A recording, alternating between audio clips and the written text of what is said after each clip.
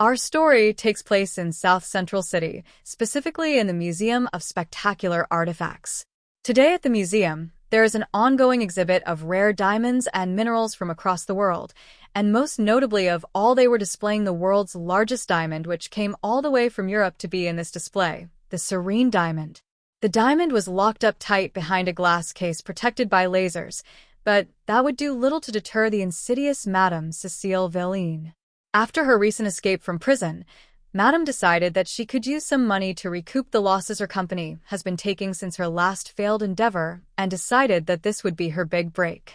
However, she couldn't do it alone, so, naturally, she recruited her airheaded nieces to be her accomplices as usual. "A museum," Gina exclaimed. "How exciting," Tina added. "Smack. Shut up, you idiots," Madame sneered. "This is no vacation." "Yes, Auntie." So with the twins, Madame decided that they would pull an incredible heist. The plan was simple. Tin and Gina were to make their way backstage and deactivate the security system while Madame Vil Ene used her skill set to steal the diamond. So they decided to do this during a day when there were many distractions going on to optimize the level of chaos in the museum. On the day that they selected, there was to be a large viewing of a competing exhibit of fine paintings. Also, there was going to be a field trip from a group of school kids from a suburb called Northburg. "We're in position," Gina said into her earpiece. The twins were wearing street clothes, tank tops and jeans, and standing beside a security door that led to an employee-only area. "No cameras in sight," Tina reported. "Should we dash?" "You idiots," Cecile shouted over the earpiece, blasting the girls with incredible volume. "I told you not to contact me until the job was finished." "Oops. Sorry, Auntie Cecile. We weren't thinking." "Yeah, we just wanted dash, idiots," Madame shouted again. "Do not use my name on this line. I'm hanging up now. Do not contact me again until you're finished." The girls frowned and decided to get to work. The young Karl Kessler stretched his arms up in the air and let out a big yawn. All of his classmates were excited for today's field trip, but now him. He was growing very tired of looking at all these boring things in this boring museum, so his eyes began to wander. Nobody wanted to talk to Karl because he was known as a troublemaker, and because of this he didn't have many friends to talk to, especially not since his teacher, Miss Amati, put him at the back of the line, so he couldn't cause as much trouble. So, as the class stopped to talk about some stupid-looking piece of metal that Karl didn't care about, he looked around the area and discovered two blonde women standing around looking very suspicious. It wasn't the way they dressed that made them look suspicious, but the way they were standing around that security door and looking frantically left and right. Karl had dealt with more criminals than any boy his age could ever boast, and he knew from experience that these dumb-looking girls were probably up to no good. This thought was confirmed as soon as Tina and Gina pushed open the security door and slid behind it in a very suspicious manner. As their tour guide prattled on about Neolithic something or other, Karl slipped away when Miss Amati wasn't looking and followed that strange women through the employees-only doorway. Through the door, Karl quickly dove behind a large crate and waited for the passing security guards to vamoose. Karl said to himself, "This place is crawling with security. I wonder where those chicks went off to." So Karl went out towards the fork in the path and listened to a loud crashing noise. "What was that?" he said aloud before he moved to investigate it. Through another room, Karl found a gray door where the noise had appeared to come from. Karl opened it up and peeked inside. Inside, he discovered a wall of security screens, most of which were covered in static, and one of those blonde women, sitting on her bottom and rubbing her head. "Ouchies," one of them whined as she looked down to a large piece of electrical equipment that, presumably, fell on her head. "Careful, Gina," Aunt Cecile said to be careful with these things. "If we break, then they'll be onto us for sure." Without noticing Karl, the woman got back onto her knees and started to tie up the security guards, who laid unconscious nearby, and put gags in their mouth. Then they knelt down beside the cabinet and started plucking away at the electrical equipment. Well, that settled it. Clearly these girls and whoever this Aunt Cecile character she was talking about were up to no good. So Karl slipped into the room and positioned himself on the other side of the stack of security equipment that these women were messing with. From behind the counter, Karl opened up the back of it and looked at the twins while they carefully worked with the security machines. Karl couldn't tell exactly what cord was supposed to go where or even what kind of machines these were, but he could tell a bad power outlet and dangerous electronics when he saw them. "How do we do this again, Tina?" Gina asked. "Oh, I don't remember. This diagram Ani drew us is so confusing. Should I pull the red one?" "No, well, maybe yes?" No. "Pull the yellow one." "What about the blue one?" Overhearing their incompetence, Karl decided to just sit back and patiently wait for one of the twins to electrocute herself, but, oddly enough, nothing happened. That is, until the lights in the room flashed on and off. Then the first girl smiled and clapped childishly before activating her headset again. "Come in, Auntie," she sang with glee. "We've reset the security system. I'm going back to the car, and Tina will wait behind to watch out for guards. Get that pretty diamond and get out." Then she hung up and moved to leave the security room. But Karl couldn't just let these crooks get away with everything, so he kicked some junk into Gina's pathway and watched as the woman stumbled on in, fell backwards and landed flat on her butt. "Ouch," she said, rubbing her hiney. "Careful, Gina." Karl thought the same thing as he made his way over to the downed security guard and took his taser. With it in hand, he aimed it at Gina's butt cheeks as she pushed herself up off the ground and bent over to dust off her pants. Then, Karl pulled the trigger, firing a wired bolt of electrical energy that stabbed her right on her butt and began to shoot her full of electrical discharge. Gina's lips peeled back to reveal her gritted and chattering teeth as her hair stood up due to the static shocks. That's when Karl picked up a crate and smashed it over her head. Hearing this noise, Tina spun back around to discover her sister lying flat on her face, with her smoking buns up in the air. Tina got you to run to her sister's side as Karl, who was now standing on the other side of the security cabinet, watched. "Huh," she said, bending over to help her sister. "Hey, Sis. wake up." That's when she heard a click. "Huh." Tina looked to her right hand but discovered that she was now handcuffed to the cabinet. "What the dash?" "Hey, let me out." "Let you out," Karl said as he made his grand appearance. "Why would I ever do that?" Because you're a nice little boy." "I ain't that nice," Karl said. "And you ain't that smart, lady. If you don't let me go, my auntie will be very upset." Karl just laughed. Then he moved to the bottle of water that was sitting on the security equipment. It must have belonged to one of the security guards. "Here," he said. "Why don't you cool off a bit?" Then Karl squeezed the bottle and used it to squirt Tina and the security equipment that she was bound to. "Wait," Tina cried. "Don't do that. It'll dash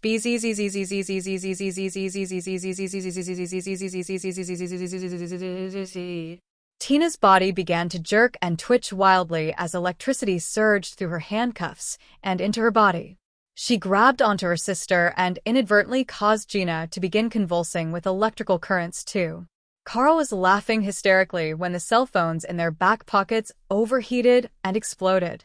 The girls were now jabbering incoherently due to the electrical zaps when the seat of their pants exploded into flames. The duo began slapping her own butt, hoping to put out the fire when the sleeve of their shirts caught fire. Luckily, Karl was quick on his feet and he broke open the fire extinguisher case hanging on the wall, pointed it at the dumb villains and blasted them with it. When the smoke cleared, both of the girls were kneeling on the floor in a state of absolute disarray. Their hair was a smoky, static mess. Their shirts were charred all over and full of holes, and her bright red butts were fully visible through the blackened holes that was burned through the seats of their pants. "Ouchies," the duo whined. Then they collapsed onto their faces with her bare/burnt butts up in the air. Karl spanked both of the twins on their butts one last time, leaving a white handprints on their red tushies before leaving the security room. As he made his way back towards the museum proper, he heard a bunch of security guards swarm the room he had just come from. No doubt, he had just managed to catch that nasty criminal for them. The power had only gone off for a short time, which didn't alarm anybody in the museum, but had thankfully done the task that Madame had sent her pawns to complete. The twins were just stupid and expendable henchmen to Madame Vil Ene, so she wouldn't even bother bailing them out of jail, especially after Cecile made her way off with the incredibly valuable serene diamond. Madame Vil Ene walked through the nearly empty exhibit wearing a pair of tight-fitting blue jeans, held up by a belt, a red button-down shirt, tied up to expose her midriff, a pair of dark high-heel boots, and an expensive Vil Ene designer bag. Overall, the outfit had cost her over $2,000, and while it wasn't the best outfit for the crimes she was about to commit, it did help her to fit in with the rest of the museum attendees. Madame Vil Ene saw the serene diamond shining in its case from across the room. That big blue beauty sparkled like the crystal waves of the Mediterranean Sea, where she was planning to buy yet another vacation home. This one in Greece, or maybe Italy, or maybe she could have 3 in the south of France. Either way, there was no time for her to be worrying about that. So Madame Vil Ene walked up to the case and, knowing that the cameras were deactivated thanks to her stupid hench girls, Madame Vil Ene saw her own evil smile reflected in the glass as she pulled out her glass cutter and sawed a little hole through so that she could stick her hand in and grab it. Although she knew that there were no more active security lasers, Cecile still spritzed a little of her designer Vil Ene perfume, made from the essence of puppy dogs, into the case just to see. As expected, no lasers materialized, so Cecile reached in and grabbed the cold, hard diamond. At last, Madame gasped as she held the serene diamond in her hands. "It's mine." "Hey, lady," she heard someone say from across the room. "Didn't your mom ever teach you not to touch what ain't yours?" Madame, startled by the sudden appearance of this strange boy, jumped before she sneered at him. "Mind your own business, boy. If you know what's good for you. Don't interfere in things that don't concern you, and don't piss off the rich and powerful." "Rich and powerful?" Karl asked. "That's right," she said with an evil smirk. "And I'm going to become even more rich and more powerful thanks to this little trinket right here. Now step aside." "You know, I'm thinking I should probably call security," Karl said. "You don't really seem like a nice lady. Neither did your dumb lackeys in the security room." "Humph," Cecile said. "So you dealt with those fools? They are nothing to me. Just tools to be used and pawns to be sacrificed. That is the ways that we elite deal with our cronies." "Sounds like you just use the clout you have to bully people and push them around. Not like us Kesslers. My parents use our money for good. But the world already has a bunch of nasty women who abuse their money and power, so don't think I'm going to let you walk away with that diamond." Madame sneered with intrigue. "Silly boy. I am much more capable than my lackeys. It is not likely that you will be able to beat me. Lady, I'm going to give you one last chance to just pack up and walk away, or I'll do to you 10 times what I did to your stooges. I'd like to see you try, boy. Unlike those foolish hench girls, I am not a complete embarrassment." Karl smiled. "Lady, when I'm done with you, the word embarrassment is going to have a whole new meaning." Madame stalked over to Karl and attempted to grab him. Karl simply slid between her legs. Cecile bent over and discovered Karl on the other side running up behind her. "Boot." He delivered her a swift kick to the butt, causing Madame to throw the serene diamond up into the air as she fell to her hands and knees. Karl jumped up into the air and caught it. "Haha, I got the diamond, he teased. Madame got back to her feet and swiped out at Karl again, narrowly missing him and bumping the frame of another display a little too hard, and accidentally triggering a silent alarm as she did so. She scurried around after Karl for a minute or two until she finally managed to get her hands on him. Gripping the boy by the collar, she pulled him close enough for her to grab the diamond. "Freeze," an armed security guard said as he stepped into the room. "Put the boy and the diamond down and step away from the area." "Damn," Cecile cursed under her breath. Things weren't supposed to go like this. But still, she had options. "No chance," she said to the officer. At this point, tourists and other museum goers were starting to flood into the hall to see what all the commotion was about. "I'm taking the diamond. If you want the boy, then you should do exactly as I say. I want an escort out of here, with the diamond, or else the boy gets it." "How awful," an observer shouted. "What a terrible woman. Somebody do something." "It's all right, son. Don't panic," the security guard said. "You're going to be okay." "Who's panicking?" Karl asked as he raised his hands. Things are just starting to get fun. Cecile looked over to the boy, who was holding a very expensive leather belt. It took a few seconds for her to process what that meant for her when FW. Madame blinked several times as she was struck by bright flashing lights all around her. KCH. KCH. KCH. Oh my God, one woman laughed. That's too funny. Look at her panties. We see London. We see France. We can see your underpants. How embarrassing. Ha ha ha ha ha. Nice underwear. I've got video. When Madame finally comprehended what was going on, she looked down to her exposed underwear, looked back up to the people all around her that were laughing and taking pictures, and flashed a wide and toothy smile. Then she clicked her knees together and attempted to shuffle away backwards, to no avail. Hold it, lady, said the security officer. You're not going anywhere. Don't move. Madame Vil Ene ignored him and dropped both Karl and the diamond so that she could bend over and pick up her pants. Karl walked up behind Madame and said, "Didn't you hear the man? He said, don't move." Cecile's eyes bugged open wide as she felt fabric tearing sharply up her backside. Yoink! Wedja, yelled Karl. Sacrebleu! Madame screamed. Oh mon Dieu! Madame moaned in pain.